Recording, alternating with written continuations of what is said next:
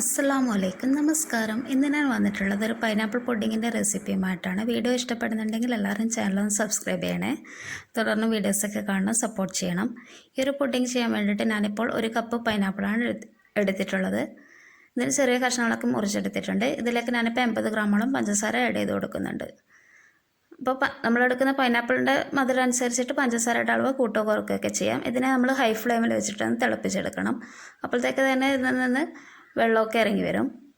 അതിനുശേഷം നമ്മൾ വെള്ളം വറ്റി വരുമ്പോൾ ഫ്ലെയിം ഒന്ന് കുറച്ച ശേഷം മുഴുവനായിട്ട് തന്നെ വെള്ളം വറ്റുമ്പോഴത്തേക്കും ഫ്ലെയിം ഓഫ് ചെയ്യാം. ഞാനിപ്പോൾ ചൈന ഗ്രാസ് കഴുകി കുതിർത്തെടുത്തിട്ടുള്ളതാണ് എടുക്കുന്നത്. ഇത് ഏകദേശം ഞാനൊരു അരമണിക്കൂറോളം സോക്ക് ചെയ്യാൻ വെച്ചിട്ടുണ്ടായിരുന്നു.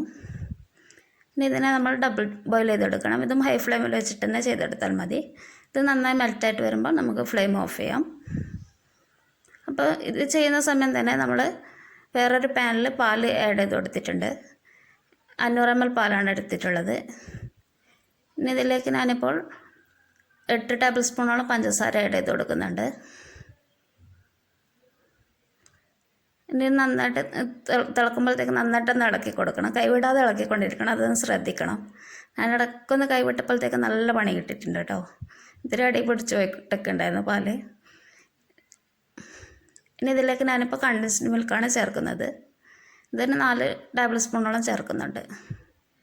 ആവശ്യമുണ്ടെങ്കിൽ ചേർത്താൽ മതി. ചേർക്കുമ്പോൾ ഒരു പ്രത്യേക ടേസ്റ്റ് ആയിരിക്കും. പിന്നെ ഏതെങ്കിലും ഒരു ഫ്ലേവേർഡ് എസൻസ്, ഞാനിപ്പോൾ വാനില എസൻസ് ഒരൽപ്പം ചേർത്തിട്ടുണ്ട്. കൂടുതലായി പോകരുത്, വളരെ കുറച്ച് മാത്രം ചേർത്താൽ മതി. പിന്നെ ഇതിലേക്ക് ഞാനിപ്പോൾ ഒരു കളറിന് വേണ്ടിയിട്ട് ബട്ടർ സ്കോച്ച് എസൻസ് ചേർത്ത് കൊടുക്കുന്നുണ്ട്. 2 ഡ്രോപ്പ് മാത്രമേ ഞാനിപ്പോൾ ചേർക്കുന്നുള്ളൂ. വേണമെങ്കിൽ മഞ്ഞൾപ്പൊടി അല്ലെങ്കിൽ ഫുഡ് കളർ എന്തെങ്കിലും നമുക്ക് ചേർത്ത് കൊടുക്കാം. ആവശ്യമുണ്ടെങ്കിൽ മാത്രം ചെയ്താൽ മതി. ഇനി ഇതിലേക്ക് ചൈന ഗ്രാസ് കൂടി ചേർത്ത് നന്നായി തിളപ്പിച്ച ശേഷം ഫ്ലെയിം ഓഫ് ചെയ്യാം. അതിനുശേഷം നമുക്കിതൊന്ന് അരിച്ചെടുക്കണം. ഇനി ഒരു പുഡിംഗ് ട്രേയിലേക്ക് പൈനാപ്പിളിൻ്റെ പകുതി ഭാഗം ഞാനിപ്പോൾ ചേർത്ത് കൊടുത്തിട്ടുണ്ട്. അതൊന്ന് ലെവൽ ചെയ്തെടുക്കുക. അതിനുശേഷം നമുക്ക് ഈ ഒരു മിക്സ് ഒഴിച്ചു കൊടുക്കാം. അതിനുശേഷം ബാക്കി പൈനാപ്പിൾ പീസ് വെച്ചിട്ട് നമുക്കിതൊന്ന് ഗാർണിഷ് ചെയ്തെടുക്കാം. ഇനി അഥവാ നമ്മൾ പൈനാപ്പിൾ ചേർക്കുന്ന സമയത്ത് അതിൽ താഴ്ന്നു പോകുന്നുണ്ടെന്നുണ്ടെങ്കിൽ ഒരു 5-10 മിനിറ്റ് വരെ ഒന്ന് ഫ്രിഡ്ജിൽ വെച്ച ശേഷം ബാക്കി ഗാർണിഷിങ് ചെയ്യാവുന്നതാണ്. ഇനി ഇതിൽ ബദാം കൂടി ചേർത്ത് വെച്ചിട്ടുണ്ട്. ഇനി ഇതൊന്ന് കവർ ചെയ്തെടുക്കണം. ഫോയിൽ ഉപയോഗിച്ചിട്ടൊന്ന് കവർ ചെയ്തെടുക്കുക. അതിനുശേഷം ഒരു 2-3 മണിക്കൂർ വരെ ഫ്രിഡ്ജിൽ സൂക്ഷിക്കുക. അപ്പോഴത്തേക്ക് നമ്മുടെ പുഡിംഗ് റെഡി ആയിട്ടുണ്ട്. Thank you for watching.